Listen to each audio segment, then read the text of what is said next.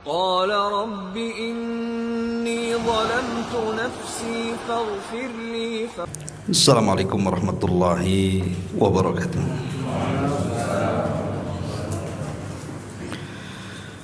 Alhamdulillah wassalatu wassalamu ala Rasulillah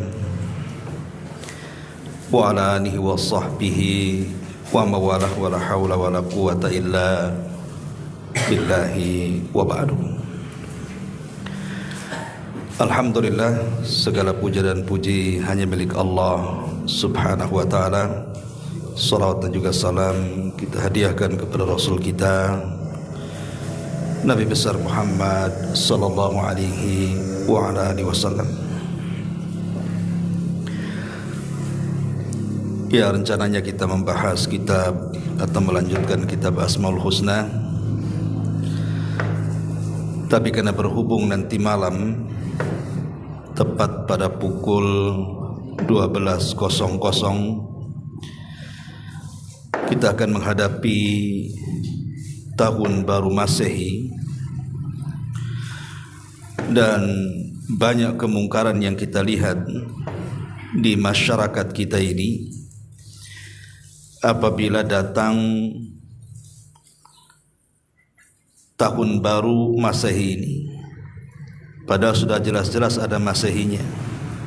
Artinya kan bukan tahun baru Islam, tapi justru kebanyakan yang merayakan tahun baru itu umat Islam. Ya, boleh jadi mungkin karena negeri kita ini mayoritas Muslim, tapi itulah anehnya, mayoritas Muslim justru yang dirayakan bukan perayaan Islam. Maka kita akan membahas dari sisi sejarah dulu, kemudian apa saja kemungkaran-kemungkaran yang kita lihat di masyarakat apabila sudah masuk tahun baru tepat di pukul 12.00, dan apa yang harusnya kita lakukan apabila terjadi perpindahan tahun itu. Inilah 3 poin yang kita akan bahas di malam hari ini. Ma'asyiral muslimin wal muslimat rahimani wa rahimakumullah. Tentu kita awali dengan sebuah riwayat dari Anas bin Malik radhiyallahu an ketika Nabi sallallahu alaihi wasallam hijrah dari Mekah ke kota Madinah. Kita tahu bahwa di kota Madinah itu sebelumnya sudah ada hari raya yang dikenal dengan hari raya Nairuz 1 Maret dan juga Mihrajan 6 bulan setelahnya. Itu hari raya yang biasa dilakukan di kota Madinah. Nah, ketika Nabi SAW datang ke kota Madinah, maka Rasul heran kenapa warga Madinah, khususnya orang-orang Ansor, itu mereka merayakan perayaan yang sebenarnya 2 perayaan itu adalah adopsi dari negara Persia, Nairuz dan Mihrajan itu.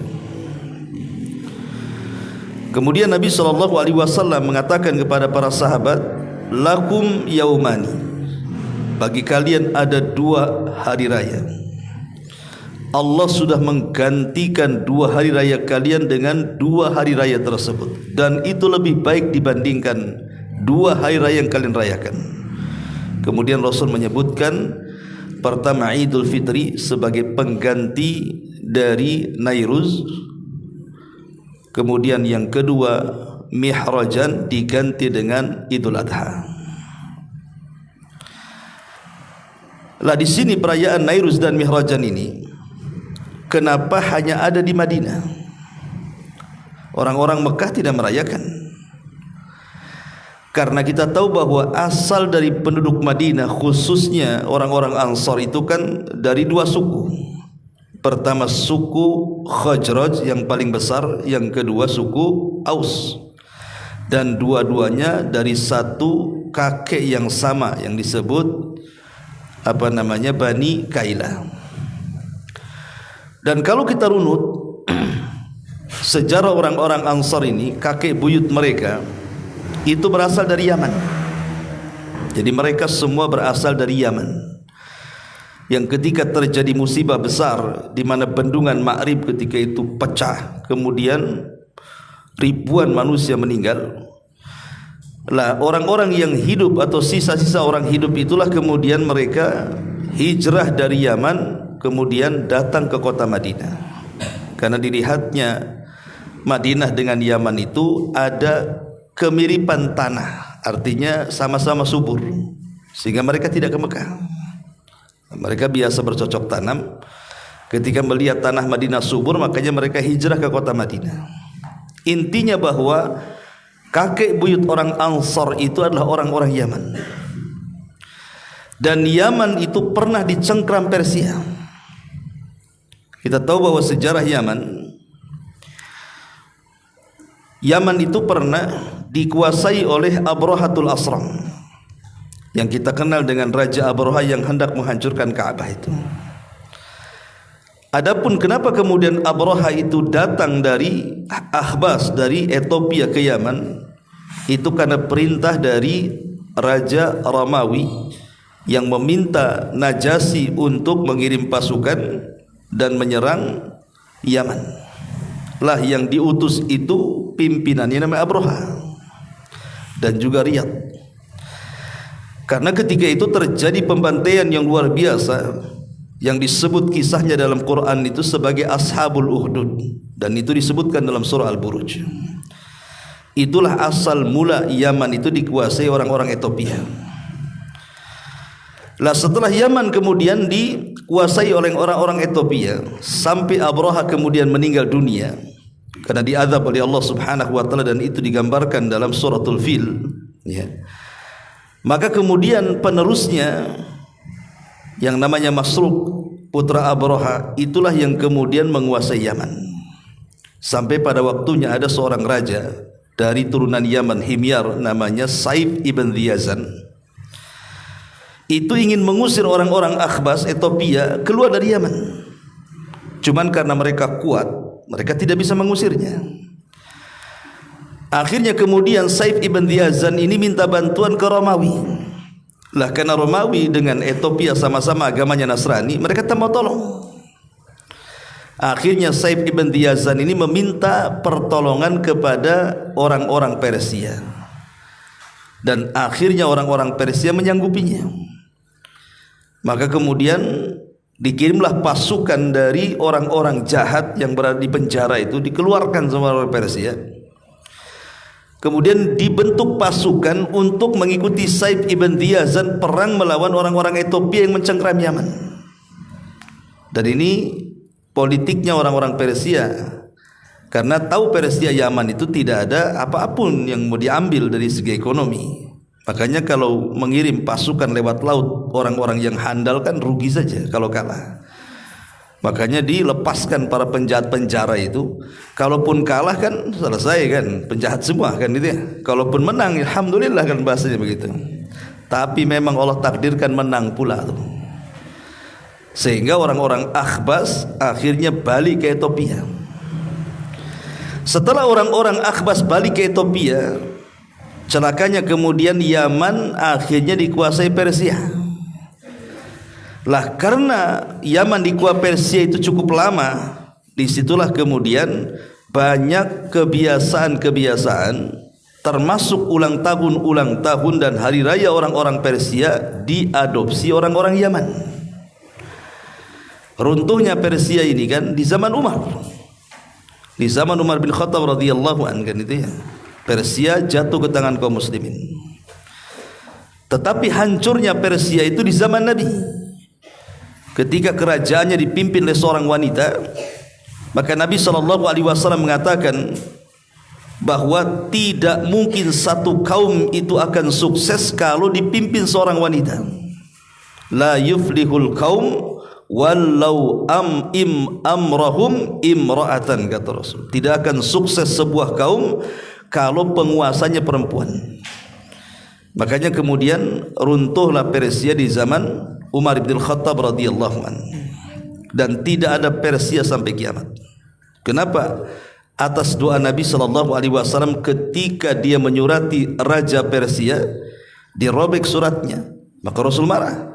Kemudian Rasul mendoakan agar tidak ada Persia lagi setelah itu. Maka sejak runtuhnya Persia di tangan Umar, maka sampai kiamat Persia tidak akan ada lagi. Ya, ma'asyiral muslimin yang dimuliakan Allah Subhanahu wa taala. Lah setelah kemudian Persia mencengkeram Yaman, banyak kemudian orang-orang Yaman yang mengekor kepada Persia dari segi hari raya. Sehingga ketika kemudian orang-orang Khazraj dan Aus mereka hijrah ke kota Madinah dan belakangan mereka menjadi orang-orang Ansor, makanya mereka masih mengadopsi hari raya yang biasa orang Persia lakukan, yang disebut dengan Nairuz, tanggal 1 Maret itu. Kemudian 6 bulan setelahnya ada perayaan namanya Mihrajan. Ini sejarahnya kenapa kemudian orang-orang Ansor yang punya 2 hari raya, sementara orang Mekah tidak, kan begitu ya? Karena mereka mengadopsi hari raya Persia. Lah kalau kita mau tarik lagi ke atas, Nairuz dan Mihrajan ini itu pun diadopsi dari Romawi kuno. Jadi perayaan Nairuz dan Mihrajan ini juga kalau ditarik ke atasnya lagi, jadi orang-orang Persia juga mengadopsi keyakinan-keyakinan orang-orang Romawi kuno.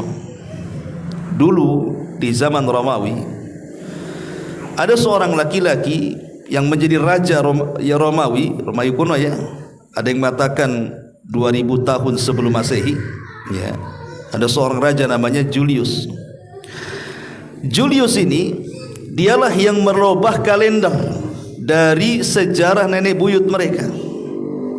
Jadi sejarah nenek buyut mereka orang-orang Persia orang-orang Romawi kuno itu, penanggalan ataupun jumlah bulan dalam setahun itu bukan 12 bulan, tapi hanya 10 bulan saja.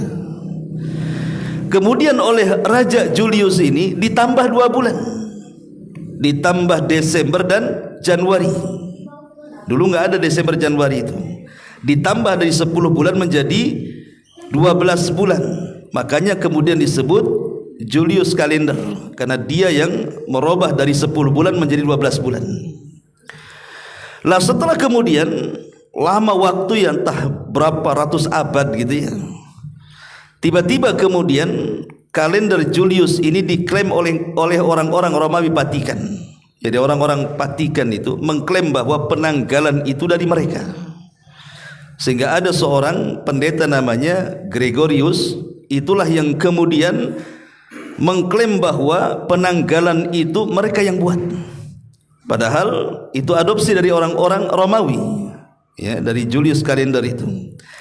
Lah belakangan sampai kemudian Barat mengadakan ya semacam Persatuan Bangsa-Bangsa atau dikenal dengan PBB, meresmikan bahwa itu penanggalan Masehi. Dan siapapun negara yang terlibat dalam kekuasaan PBB, termasuk negeri kita Indonesia ini kan bagian daripada anggota, mau tidak mau maka mereka dipaksa untuk membuat ataupun menggunakan kalender itu sejak zaman diresmikan oleh Vatikan sampai menjadi sebuah keharusan. PBB mengatakan semua negara yang terlibat dalam Persatuan Bangsa-Bangsa harus menjalankan kalender Masehi ini. Sampai Turki Utsmani, satu-satunya kerajaan sebelum Arab pecah itu. Dulu kan Arab ini disatukan oleh Turki Utsmani, itu masih menggunakan penanggalan Hijriah yang diciptakan oleh Umar bin Khattab radhiyallahu anhu. Tapi setelah kemudian terjadi perang dunia, Turki Utsmani ini kan salah satunya berserikat dengan Inggris. Lah Inggris siap membantu Turki Utsmani dengan berbagai macam senjata dan biayanya untuk perang. Tapi salah satu persyaratannya Turki Utsmani harus merubah kalender dari Hijriah menjadi Masehi. Lah sejak itulah akhirnya terhapuskan kalender Hijriah. Satu dunia ini cuma Saudi yang masih memakai kalender Hijriah. Selain negara Saudi, maka mereka menggunakan kalender Masehi, termasuk negeri kita. Makanya lihat kalender-kalender yang kita lihat di almanak itu, Walaupun ada hijriahnya kan kecil tuh, kecil banget, sebagai kacamata pula kan. Yang besar itu hijriah, apa nama masehinya. Kenapa dibesarkan Ustadz? Karena gajiannya pakai masehi, bukan pakai hijriah. Kalau pakai hijriah nggak keluar katanya gajinya. Ini repot kan gitu ya. Lah dari sini kita tahu kalau lihat sejarah, ini sejarah singkat ya kan. Ya, sejarah singkat tahun baru ini. Ya. Setiap perayaan apapun, perayaan agama apapun ikhwan, itu pasti ada keyakinan. Tidak mungkin tidak ada keyakinan. Hindu dengan Brahmanya umpamanya kan, mesti ada keyakinan itu. Contoh saja orang-orang Nasrani lah, mereka punya hari raya yang disebut dengan Natal kemarin, ya kan, Desember kemarin, perayaan hari raya Natal. Tidak mungkin orang Nasrani itu merayakan hari raya Natal kalau tidak ada keyakinan. Sama dengan kita kaum muslimin, pasti ada keyakinannya kan. Ya. Apa keyakinan orang Nasrani ketika mereka melakukan hari raya Natal? Mereka meyakini tentang ketuhanan Isa kan. Isa itu anak Tuhan, Isa itu satu di antara tiga Tuhan. Bahkan yang ekstrim mengatakan ya Isa itulah Tuhan kan itu ya. Yang kedua, mereka meyakini bahwa Isa itu terpalang dalam tiang saliban. Artinya Isa mati, Isa itu tidak hidup. Mereka mengatakan Isa mati, bahkan mengorbankan dirinya itu. Ada sebagian Nasrani yang mengatakan untuk menebus dosa Nabi Adam katanya. Karena Nabi Adam berbuat dosa di sorga, diusir ke dunia, maka ditebus oleh Isa dengan berada di palang saliban itu. Ya, kan dosa orang lain ditanggung orang lain namanya ya. Ya. Kemudian juga mereka meyakini bahwa bulan Desember itu adalah kelahiran Isa Al-Masih. Lah inilah tiga keyakinan. Kalau seandainya seseorang muslim mengatakan selamat Natal, mau tidak mau mereka meyakini tiga perkara ini. Jadi kalau antum seorang muslim mengatakan selamat Natal kepada Nasrani, berarti seolah-olah kita mengatakan selamat ya, bahwa Isa itu Tuhan, Isa itu anak Tuhan, atau Isa itu Tuhan. Selamat ya, Isa itu sudah mati ada di tiang saliban. Selamat ya, kelahiran Isa itu di bulan Desember. Kan seolah-olah kita mengatakan seperti itu. Mau tidak mau kalau kita mengucapkan kalimat itu, pasti itulah konsekuensinya. Makanya para ulama mengatakan haram hukumnya mengucapkan selamat hari raya Natal, karena konsekuensinya merusak akidah. Ya. Kenapa saya katakan merusak akidah? Tiga-tiganya dibantah dalam Quran. Pertama, mereka mengatakan Isa Tuhan, Isa anak Tuhan, bahkan Isa adalah satu di antara tiga Tuhan. Allah telah mengatakan dalam Quran bahwa lu'inal ladzina kafaru min bani Israil ala lisani Daud. Allah melaknat orang-orang yang mengatakan innallaha thalithu thalatha.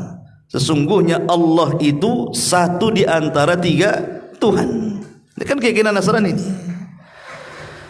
Atau Allah mengatakan wa qalatil yahud Uzair ibnullah wa qalatin nasara al-masih ibnullah. Dzalika qauluhum bi afwahihim yudhahiuna qaulal ladzina kafaru qatalahumullahu anna yufakun. Orang Yahudi berkata Uzair anak Allah. Orang Nasrani mengatakan Isa anak Allah.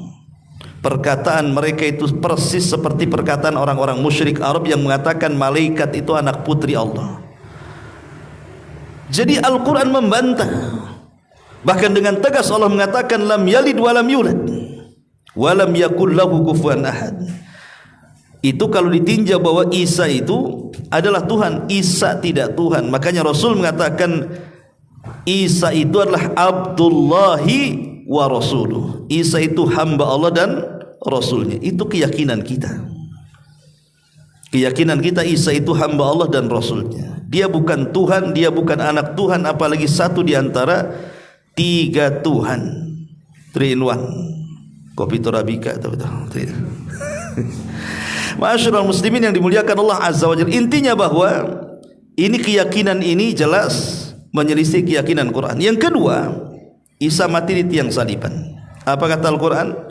Wa ma qataluhu wa ma sallabuhu walakin syubbiha lahu. Isa tidak dibunuh, Isa tidak disalib, bahkan Isa diserupakan.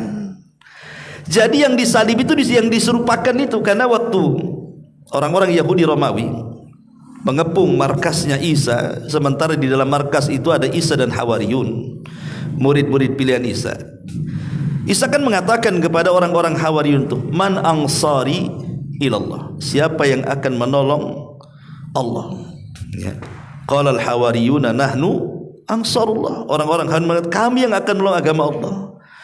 Kalau kalian siap menolong agama Allah, kata Isa, maukah di antara kalian untuk aku serupakan wajahnya dengan diriku, tapi konsekuensinya akan dibunuh, tapi sebagai imbalannya dia akan menjadi temanku di sorga. Jadi adalah orang-orang Hawariyun yang paling muda itu, dia mengatakan, sayalah sebagai tebusan, usaplah saya. Akhirnya kemudian Isa dengan mujizatnya mengusap wajahnya, rupanya dipersiskan wajahnya dengan Isa. Disitulah Isa kemudian tidur. Kemudian dari tidur itulah Isa diangkat ke langit dan diletakkan di langit kedua. Makanya Rasul dalam peristiwa Isra Mi'raj berjumpa dengan Isa di langit kedua. Ya. Kemudian mereka pun dikepung. Lah yang ditangkap itulah yang serupaannya. Akhirnya dibunuh dan digantung di tiang saliban. Dari sini kita tahu bahwa Isa dalam akidah Islam itu belum mati. Dan Isa tidak disalib. Isa itu diangkat ke langit dan akan turun di akhir zaman untuk membunuh Dajjal, untuk membunuh babi, untuk mematahkan salib, untuk menjadi pemimpin yang adil. Dan Isa hidup selama 40 tahun dan haji. Dari sini kita tahu bahwa keyakinan kedua juga terbantahkan dalam Quran. Keyakinan ketiga, bahwa kelahiran Isa Al-Masih di bulan Desember, Quran juga sudah membantah dalam surah Maryam, di mana ketika surah Maryam menjelaskan bagaimana Maryam melahirkan Isa, itu kan bersandar di pohon kurma. Kemudian Allah mengatakan, wa huzzi ilaik tusakit alaiki rataban janiyah, hentakkan kakimu wahai Maryam, nanti pohon kurma akan bergerak, nanti rutab-rutab itu akan jatuh, makan. Pertanyaannya, satu dunia bulan Desember itu kurma belum berbuah. Panennya kurma itu satu dunia ya, kalau tidak bulan 6, bulan 7, bulan 8.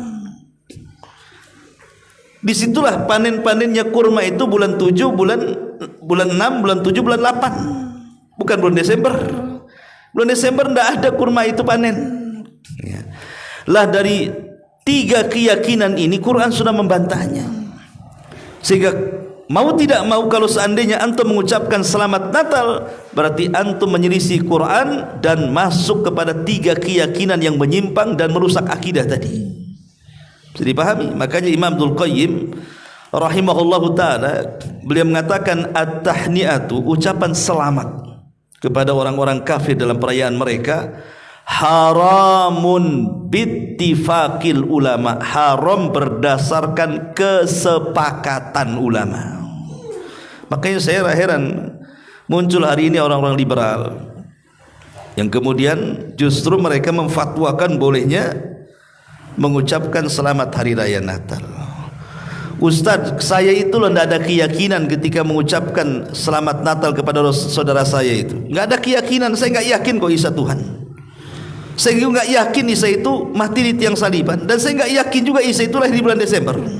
Ya, hanya menghormati saja, kan begitu alasannya. Apa salah menghormati? Bukan, kita tidak boleh latah, karena mau tidak mau walaupun latah seperti itu tetap dilarang dalam Islam. Buktinya orang-orang Ansor ini merayakan hari raya Nairuz dan Mi'rajan itu, apa orang-orang Ansor sahabat Rasul itu melakukan kesyirikan? Kan tidak. Mereka hanya makan-makan, kumpul-kumpul, merayakan Nairuz dan Mi'rajan itu. Tetap oleh Rasul dikatakan apa? Allah sudah ganti, nggak usah kalian rayakan lagi. Dengan 2 hari raya yang paling baik di antara kalian apa? Idul Fitri dan Idul Adha. Kan selesai itu. Pada sahabatnya main-main saja. Anak-anak mereka main-main, kumpul-kumpul, makan-makan gitu kan. Itu saja dilarang sama Nabi. Maka kita katakan bahwa ketika kita tidak mengucapkan kalimat itu, bukan kita tidak menghormati saudara kita dari non-muslim, tidak. Menghormati bukan dengan cara seperti itu. Karena Allah dengan tegas mengatakan lakum dinukum waliyadin. Kembali ini, makanya saya katakan setiap agama dalam hari raya mereka itu punya keyakinan. Lalu bagaimana kalau seandainya dengan tahun baru? Untuk mengucapkan selamat tahun baru, pamannya copy paste lah gitu ya, disebar di grup atau dikirim ke kawan, selamat tahun baru. Apa kemungkarannya? Justru tahun baru antum mengucapkan selamat tahun baru itu lebih parah dibandingkan antum mengucapkan selamat hari raya Natal. Kenapa? Karena kemungkarannya dari dua sisi. Sisi pertama, persis seperti kita mengucapkan selamat Natal. Kenapa? Karena tadi saya sudah katakan di mukaddimah bahwa sejarah tahun baru Masehi itu diklaim oleh Vatikan. Sementara Vatikan agamanya apa? Nasrani. Pendirinya Gregorian, sehingga dikenal dengan Gregorian Calendar. Berarti kalau kita mengucapkan selamat tahun baru, berarti sama konsekuensinya dengan mengucapkan selamat Natal. Antum meyakini ketuhanan Isa.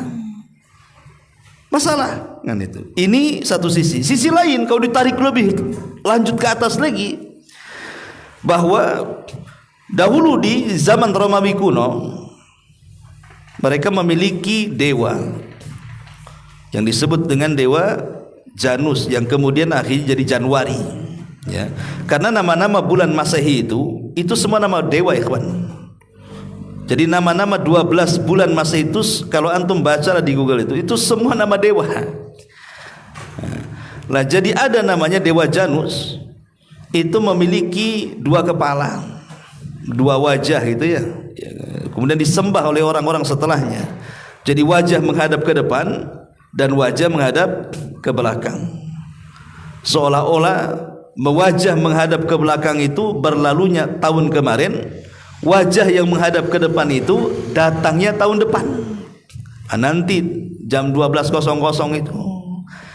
Jadi satu sisi mengucapkan selamat hari raya tahun baru sama dengan mengucapkan Natal, sisi lain ditarik ke atas lagi, berarti sama dengan akidahnya orang-orang musyrik, ya kan? Lebih parah lagi, meyakini dewa-dewa kan begitu ya.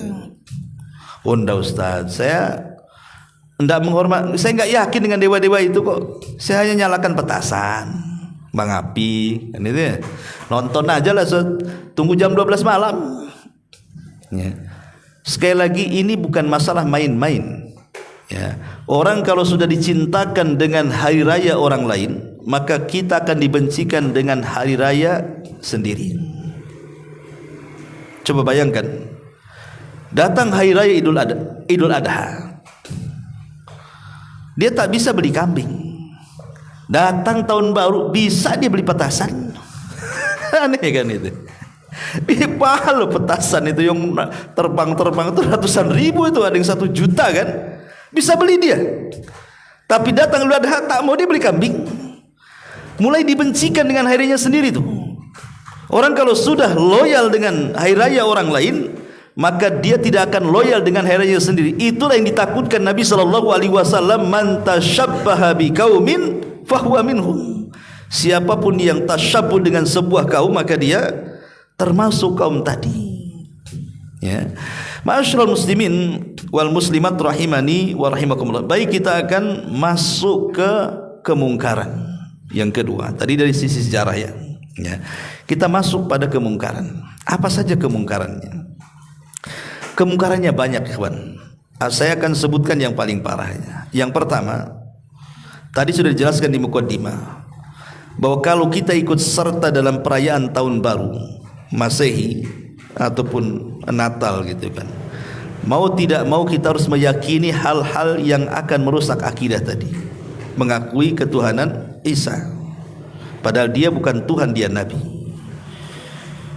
Ini yang pertama, yang paling parah ya. Yang kedua, Ya. Bahwa ketika kita ini ikut merayakan tahun baru ikhwan, berarti kita ini masuk pada perkara-perkara yang tidak dicontohkan, menyimpang dari syariat. Karena hari raya kita Idul Fitri dan Idul Adha itu hari raya terbaik. Islam ini kalau membuat hari raya isinya ibadah. Tapi kalau orang di luar Islam melakukan hari raya isinya hura-hura. Coba perhatikan Idul Fitri. Malamnya antum disuruh takbiran. Takbir itu terdiri daripada takbir, tasbih, tahmid, tahlil. Itu kan kalimat-kalimat thayyibah, ikhwan. Allahu akbar, Allahu akbar, Allahu akbar, takbir. La ilaha illallah, Allahu akbar, tahlil. Allahu akbar, walillahil hamd, tahmid. Ini kalimat-kalimat thayyibah kan. Antum dengar tahun baru takbiran, yang ada petasan semua. Ya. Kemudian di pagi harinya antum mandi, pakai baju bagus, pakai wangi-wangian, sambil bertakbir, berjalan pula ke tanah lapang. Sampai di tanah lapang mendengarkan khatib sedang berkhutbah. Setelah itu antum sholat id. Kemudian antum pulang, duduk-duduk bersama keluarga, saling mendoakan taqabbalallahu minna wa minkum. Kemudian masuk Idul Adha, ditambah ada kurban. Lihat, hari raya Islam itu penuh dengan ibadah, penuh dengan taqarrub, penuh dengan zikir. Kita terapkan dengan hari raya tahun baru coba. Ada takbiran? Tidak ada. Ada solat? Boro-boro kan gitu. Apa coba? Hura-hura. Tahun baru itu identik dengan 3 saja: petasan, trompet, nyanyian, ya kan? Tiga-tiganya tasyabuh dengan 3 agama. Trompet Yahudi, nyanyian Nasrani, kembang api Majusi, ya kan? Jadi kalau seandainya antum ini kemudian sudah nyanyi, pegang petasan, gitu ya, pegang kembang api, nyanyi pula, lengkaplah antum tasyabuh. Masuk ke Yahudi, masuk ke Nasrani, masuk pula ke Majusi. Kan bahaya ini tasyabuh, ikhwan. Ya. Jadi sebenarnya kalau kita punya akal, alhamdulillah Allah masih berikan hari raya terbaik kepada kita. Karena isi hari raya umat Islam itu semua ibadah dari awal sampai akhir. Bahkan bukan hanya hari raya. Ya, waktu-waktu dalam Islam itu pasti punya keutamaan. Contoh umpamanya malam Lailatul Qadar. Itu kan waktu malam. Itu penuh dengan keistimewaan Lailatul Qadar, ikhwan. Di situ ada satu malam yang kalau antum begadang, enggak tidur, antum habiskan untuk ibadah, maka antum akan mendapatkan pahala sama dengan beribadah 1000 bulan atau 83 tahun 6 bulan antum ibadah tuh. Belum di malam itu turun rahmat, belum di malam itu turun berkah, belum di malam itu juga penuh dengan takdir-takdir baik bagi yang mendapatkannya dan macam-macam. Sekarang malam Lailatul Qadar tahun baru sama dengan Lailatul Qadar, antum begadang dapat 1000 bulan. Yang mana ada 1000 bulan tahun baru? Begadang ikhwan sampai nunggu 12.00. Kan itu puncaknya kan. Malaikat turun di situ? Tak ada malaikat turun di situ. Yang ada bisa aja azab Allah turun di situ. Kalau Lailatul Qadar adalah kan perubahan takdir yang baik. Malam Lailatul Qadar jangan-jangan pula takdirnya mati pula. Kan banyak orang yang mati itu. Coba anak muda sekarang kan. Dulu tahun berapa itu di Barelang itu ada yang kesedot ombak kan itu ya. Kemudian trek-trekan di jalan tabrakan mati. Lah itu kan musibah, ikhwan. Ya. Jadi waktu-waktu malam dalam Islam itu penuh keutamaan. Tapi waktu-waktu di tahun baru itu tidak ada keutamaan kecuali maksiat saja di dalamnya. Ya, ini yang kedua ya. Yang ketiga ini parah ini. Ya, ini parah ini ya. Nabi SAW sangat memakruhkan atau membenci tidur selepas maghrib. Dan Nabi SAW sangat membenci ngobrol setelah Isya.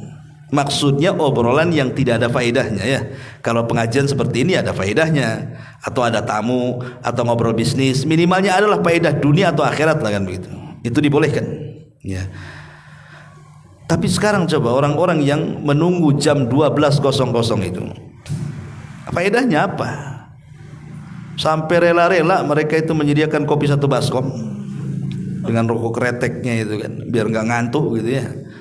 Kan seperti itu. Saya tadi sudah senang sebenarnya hujan kan. Alhamdulillah hujan. Rupanya berhenti pula hujan. Nanti malam mudah-mudahan hujan lagi kan. Supaya petasannya padam kan itu. Intinya bahwa lihat, mereka begadang, dan itu mereka begadang di waktu setan nih kawan. Waktu setan itu ada 3 kan. Pertama sebelum maghrib, itu waktu setan. Rasul mengatakan jangan keluarkan anak-anak kalian, masukkan ke rumah. Itu waktu di mana setan bermain-main. Ya. Yang kedua waktu setan itu setelah Isya sampai pertengahan malam, itu waktu setan. Karena setan itu berusaha menggoda kita supaya jangan tidur cepat. Dibuatnya jam 12 masih begadang, ngantuk-ngantuknya itu malaikat turun sepertiga malam, baru dia tidur. Lah sekarang lihat coba, orang bisa begadang nunggu jam 12 malam. Ketika datang jam 12 malam, itu yang tadinya ngantuk itu hilang ngantuknya kan. Jedar-jeder gak karu-karuan kan. Malah sampai subuh dia tidak tidur. Tidurnya itu ketika ada muazin as-salatu khairun minan naum. Muazin bilang salat lebih baik daripada tidur, antum lebih baik tidur daripada salat. Kan gitu ya. Malah dibalik panggilannya tuh. Ini kan bahaya ini. Ya, ini diantara madaratnya sahar. Bahkan yang lebih parah bisa meninggalkan yang wajib. Subuh lewat, kebanyakan kaum muslimin di tahun baru itu tidak sholat subuh. Umumnya kaum muslimin kalau datang tahun baru meninggalkan sholat subuh, terutama orang-orang awamnya ya.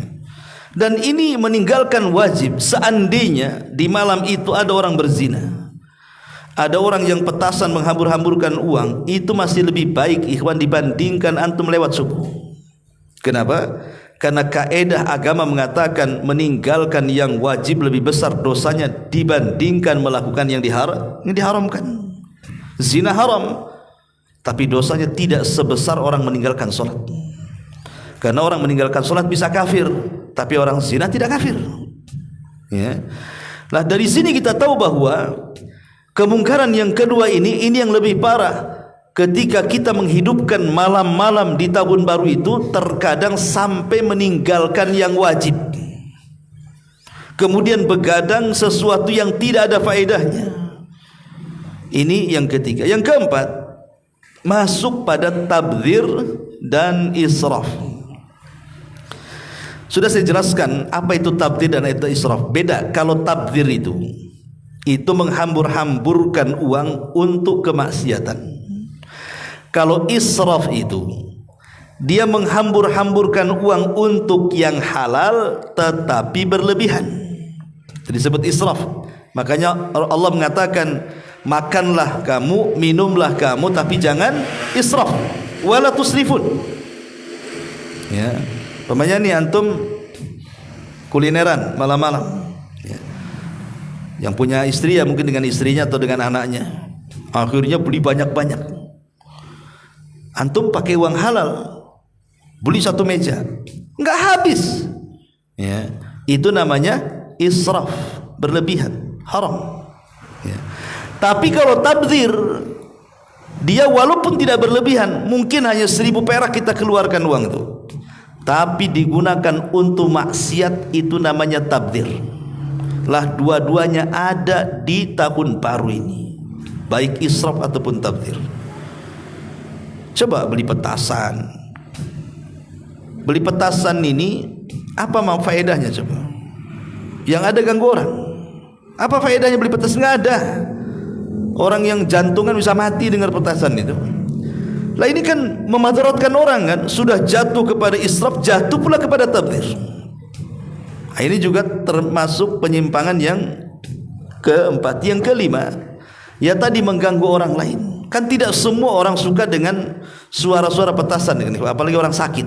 Kan tidak semua orang itu sehat. Datang tahun baru orang sakit itu paling stres itu, bukannya senang dia, terganggu, tidur terganggu, semua terganggu.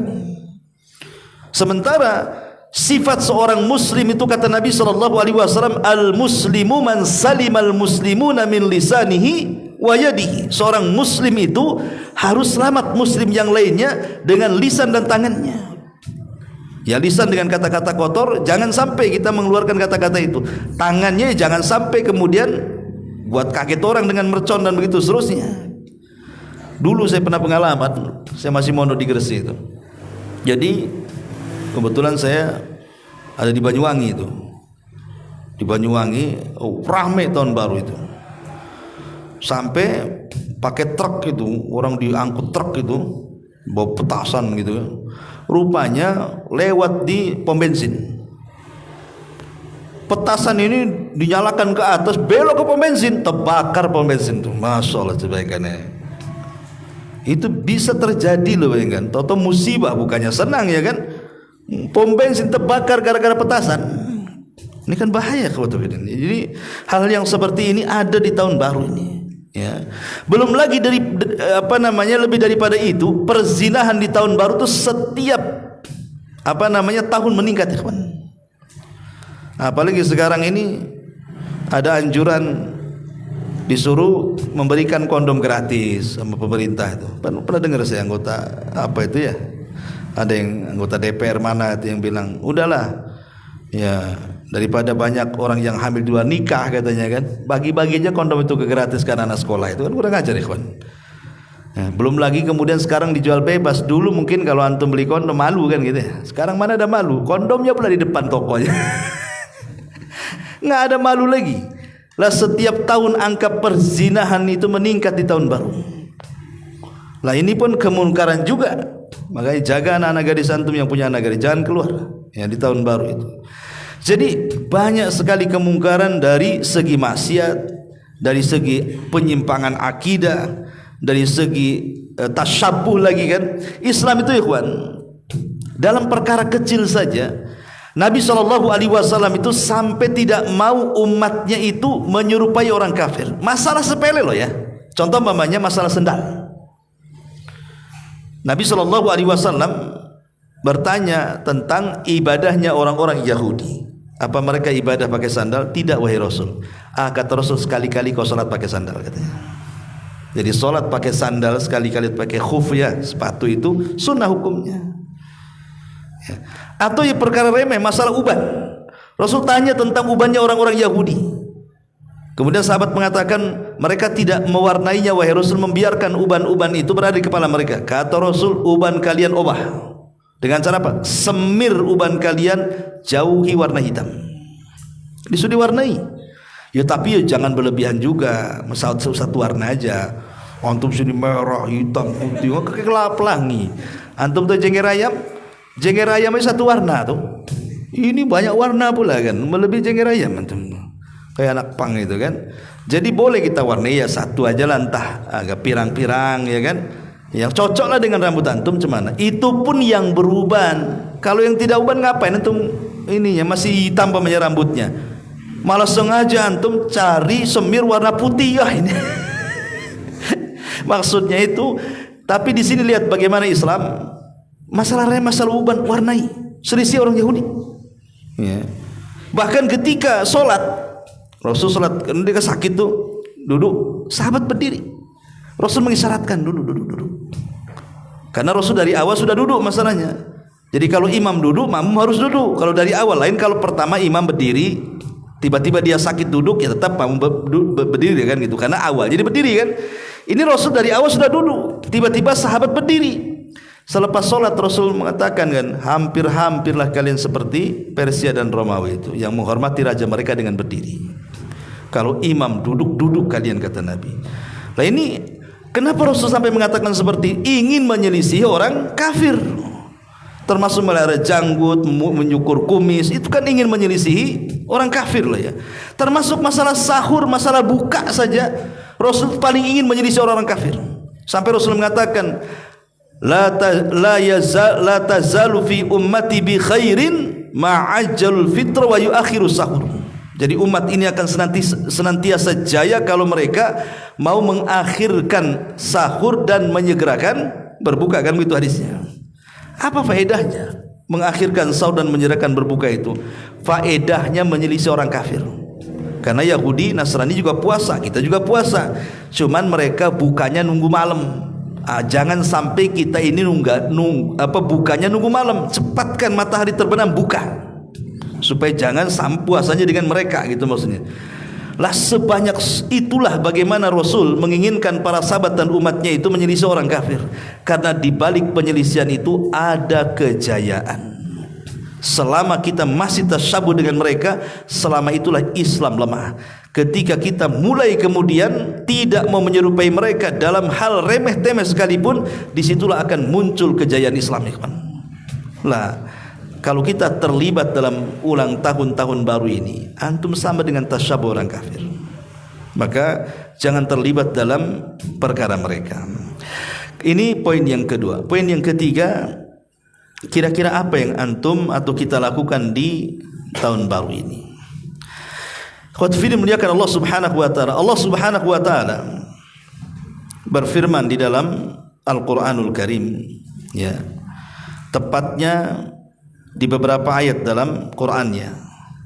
Contoh saja Allah mengatakan, huwallazi ja'ala syamsa diya'an wal qamara nuran wa qaddarahu manazila lita'lamu adadas sinina wal hisab ma khalaqallahu dzalika illa bil haqq yufassilul ayati liqaumi ya'lamun. Dialah yang menjadikan matahari bersinar dan bulan bercahaya, dan ditetapkannya manazil atau tempat-tempat bagi perjalanan bulan dan matahari ataupun orbitnya, ya, supaya kamu mengetahui bilangan tahun dan bilangan waktu. Allah tidak menciptakan yang demikian itu melainkan dengan baik dan dengan benar. Dia menjelaskan tanda-tanda kebesarannya kepada orang-orang yang mengetahui. Lihat di sini Allah Subhanahu wa taala ketika menyebut kalimat bulan artinya malam, ketika menyebut matahari artinya siang, dan itu akan terus berganti. Jadi ada siang, ada malam. Nanti ketika hari berlalu datang pekan, pekan berlalu datang bulan, bulan berlalu datang tahun, kemudian balik lagi seperti itu. Ya, kenapa terjadi seperti ini? Itu memang sudah Allah Subhanahu wa taala ciptakan seperti itu, bahwa matahari dan bulan itu memang mereka memiliki peredarannya, akan seperti itu. Pergantian tahun itu sama dengan pergantian bulan, pergantian bulan itu sama dengan pergantian pekan, pergantian pekan itu sama dengan pergantian hari. Lalu apa bedanya kalau itu sama? Kenapa Anda rayakan pergantian tahun tapi Anda tidak rayakan pergantian bulan, atau pergantian pekan, atau pergantian hari? Kan sama saja itu, akan seperti itu, ya. Artinya ini adalah kuasa Allah Subhanahu wa taala, bahwa pergantian siang malam, pekan, bulan, tahun itu sebenarnya ini adalah sebuah renungan bagi kita kaum muslimin, bahwa dengan berlalunya waktu berarti bertambahnya usia. Dengan bertambahnya usia artinya sudah dekatlah ajal kita. Dari situ Allah mengatakan, inna fi khalqis samawati wal ar wa ikhtilafil laili wan nahari la ayatin liulil albab. Ya, sesungguhnya pada penciptaan langit dan bumi, adanya siang dan malam itu semua ada pelajaran besar bagi siapa? Bagi yang punya akal. Tak tahu kalau tak ada akal. Ya. Yang punya akal itulah pergantian itu menjadi sebuah ibrah bagi dia. Harusnya pergantian tahun baru itu dijadikan ibrah apa? Muhasabah. Apakah tahun kemarin itu amalan saya kurang ataukah bertambah? Sekarang kita mau menatap tahun depan, apakah tahun depan ini akan lebih baik ataukah lebih buruk? Harusnya seperti itu. Karena begini, ikhwatul fiddin, Nabi itu ketika menyebutkan umur umatnya itu terang-terangan menyebut angka. Kata Rasul, usia umatku itu berkisar antara 60 sampai 70 tahun. Kan jelas angkanya tuh, 60 sampai 70 tahun, dan sedikit yang melewati. Artinya kebanyakan di usia 60-70 tahun tuh mati. Kebanyakan mati. Sedikit yang lewat itu. Lewat 70 tahun yang masih hidup itu sedikit, tidak banyak. Karena Rasul yang mengatakan seperti wa qalilun mayujawizu dzalika, kata Rasul, sedikit yang hidup melewati 70 tahun. Maknanya yang banyak itu di bawah 70 tahun mati. Itu mafhum mukhalafah dari hadis. Ya. Artinya kalau Allah takdirkan usia kita sudah 50, sudah 60, masih juga lah pegang kembang api dan trompet tuh. Padahal usia dia tinggal berapa langkah lagi, kan nggak berakal namanya. Ya. Harusnya usia 50 tahun datang tahun baru itu bukan nyanyi, bukan setel trompet ataupun petasan atau kembang api kan begitu. Harusnya dia sadar dia ini sebentar lagi mau mati. Disitulah letak muhasabahnya. Pergantian tahun itu digunakan untuk muhasabah. Makanya kalau kita lihat ikhwatu fiddin di dalam Al-Quran, saking pentingnya waktu itu sampai Al-Quran itu di banyak sumpahnya lebih banyak menggunakan waktu dibandingkan makhluk yang lainnya. Wadduha waktu, wal fajri waktu, kemudian wal asri waktu, ya, wal laili waktu, wan nahari waktu. Semua bicara waktu kebanyakan sumpahnya. Ya. Kemudian juga ibadah-ibadah kaum muslimin, ibadah-ibadah kaum muslimin itu di Quran dijelaskan tentang waktu-waktunya. Contoh salat, Allah mengatakan apa? Innas salata kanat alal mu'minina kitaban mauquta. Sesungguhnya salat itu kepada kaum muslimin ada waktu-waktunya. Zuhur ada waktunya, asar ada waktunya, maghrib ada waktunya, dan begitu seterusnya. Atau ketika Allah Subhanahu wa taala bicara tentang zikir, ya ayyuhalladzina amanu dzkurullaha dzikran katsira wasabbihuhu bukratan wa asila. Wahai orang-orang yang beriman, berzikirlah dengan zikir yang banyak dan bertasbihlah di waktu pagi dan petang waktu. Disuruh kita berzikir pagi, disuruh berzikir petang, ya. Jadi atau ketika Allah mengatakan fasubhanallah hina tumsun wa hina tusbihun, dan maha suci Allah ketika kalian petang dan ketika kalian pagi, maksudnya disyaratkan kepada dua salat di sini, ya, salat asar dan salat subuh. Dan banyak sekali ayat-ayat yang bicara tentang ibadah kaum muslimin yang dikait-kaitkan dengan waktu dalam Al-Quran. Ketika Al-Quran menyebutkan ibadah dikait-kaitkan dengan waktu, menunjukkan waktu itu sangat berharga, ya. Belum lagi Al-Allamah Ibnul Qayyim rahimahullah ta'ala pernah mengatakan, dia mengatakan idha'atul waqti asyaddu minal mauti. Menyia-nyiakan waktu itu lebih parah dibandingkan kematian. Beliau mengatakan menyia-nyiakan waktu semasa hidup itu lebih parah dibandingkan musibah kematian. Kenapa? Li'anna idha'atal waqti taqtauka 'anillah wad daril akhirah wal mautu yaqtauka 'anid dunya wa ahliha. Karena menyia-nyiakan waktu itu sama Anda memutuskan hubungan dengan Allah dan dengan hari akhir. Tapi kematian itu hanya memutuskan dunia dan keluarga saja. Artinya menyia-nyiakan waktu itu jauh lebih parah dibandingkan kematian. Kalau orang mati paling meninggalkan rumah, meninggalkan kebun, meninggalkan keluarga, selesai. Tapi kalau menyia-nyiakan waktu sudah tidak sholat, menghambur-hamburkan waktu dengan menghambur-hamburkan biaya, tidak subuh, tidak tahajud dan begitu seterusnya, sama kita memutus hubungan dengan Allah dan juga dengan sorga. Makanya kenapa kemudian tahun baru ini saya lihat kebanyakan orang banyak menghambur-hamburkan waktu. Kemudian juga para ulama sampai mengatakan, di antaranya Al-Allamah Syekhul Islam Ibn Taimiyah rahimahullahu ta'ala, dia mengatakan, Imam Ghazali rahimahullahu ta'ala, alamatu mahabbatil abdi lillah. Kata Imam Ghazali, dia mengatakan alamatu mahabbatil abdi lillah, alamat kecintaan seorang hamba kepada Allah adalah an yu'azzima ta'assufuhu an fawatin kulli sa'atin khalat an dzikrillah wa ta'atihi. Ketika seseorang menyesal kehilangan waktunya walaupun sesaat dan dia tidak berzikir dan tidak taat kepada Allah. Kata Imam Ghazali, alamat seorang hamba cinta dengan Allah itu ketika dia membesarkan ta'assufahu, artinya rasa penyesalannya besar sekali kalau sampai ada waktu dalam kehidupannya dia hilangkan zikir dan ketaatan di dalamnya. Itu tanda cinta.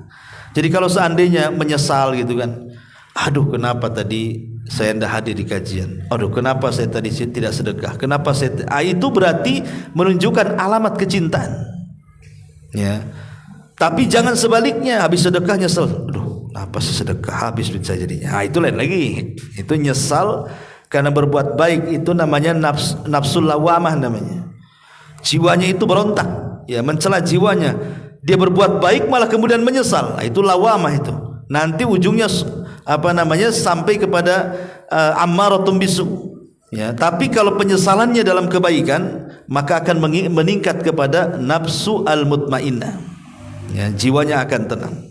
Kemudian juga dikatakan oleh Abul Ali Ibn Hasan, dia mengatakan min alamati sa'adatil abdi mura'atuhu li awqatihi. Termasuk tanda-tanda kebahagiaan seorang hamba ketika seorang hamba itu mampu untuk berusaha memperhatikan waktu-waktunya. Dan banyak lagi perkataan para ulama tentang pentingnya waktu, sampai Hasan Al-Basri mengatakan, ya ibna Adam, innama antal ayyam fa idza dhahaba yaumuk dhahaba ba'duk. Wahai anak Adam, engkau ini kumpulan hari, kalau satu hari lepas dari kamu berarti usia separuh sudah hilang dari badan. Artinya kalau tahun berlalu semakin dekatlah usia kita. Jangan bahagia, ya, karena kita akan dekat menghadap Allah Subhanahu wa taala dan dekat dengan pertanggungjawabannya. Inilah diantara nasihat singkat tentang tahun baru, dan ini sudah pukul 21:10. Artinya sudah dekat ke jam 12:00. Antum pulang dari sini tidur, ya. Jangan ke Abangku Putri, kemana lagi itu ya, ya, ke tepi-tepi pantai. Nanti setelah ini apalagi beli petasan sengaja pula. Saya nggak ke Engku Putri Ustaz, saya ledakan di belakang rumah katanya. Sama aja tuh masalah di situ. Ya, jadi nasihat saya, jaga putra putri antum, jangan keluar di malam ini. Sebaiknya takutlah kepada Allah Azza wa Jal, muhasabahlah di tahun baru agar kita lebih terhindar dari mara bahaya. Karena sebagai nasihat, ya, ada perkataan Umar nih, bagus sekali, ya. Jadi Umar bin Khattab radhiyallahu anhu, dia mengatakan, la tadkhulu alal musyrikin fi kana isihim yauma idihim fa inna sukhtata tanzilu alaihim. Jangan kalian masuk pada perayaan orang-orang musyrik. Jangan pula masuk pada perayaan orang-orang Nasrani. Kenapa? Karena murkanya Allah bisa saja turun pada hari itu kepadamu. Ingat, kita tidak tahu tahun baru ini. Jangan-jangan kita keluar justru murka Allah ada di situ. Entah akhirnya kita telanggar meninggal, sul khatimah, ikhwan, atau kena petasan mati karena petasannya gede pula kan, ya. Jadi penasihat Umar bin Khattab ini sangat baik sekali, ya, karena dikhawatirkan sukhtatullah, artinya murkanya Allah turun di situ. Makanya saya dari awal saya katakan pulang, karena dikhawatirkan ada kemurkaan Allah di malam hari ini. Ya, kita jadikan muhasabah saja supaya kita jauh lebih baik dibandingkan tahun kemarin. Wallahu a'lam bishawab. Sampai di sini. Nah, insyaallah mungkin kajian ke depan di sini, ya mudah-mudahan tiap minggu lah nantinya ke depannya. Saya juga masih cari waktu juga yang enak untuk kajian di sini. Mudah-mudahan ada manfaatnya. Subhanallah bihamdika, asyhadu an la ilaha illa anta astaghfiruka wa atubu ilaik. Allahu ta'ala alam. Assalamualaikum warahmatullahi wabarakatuh.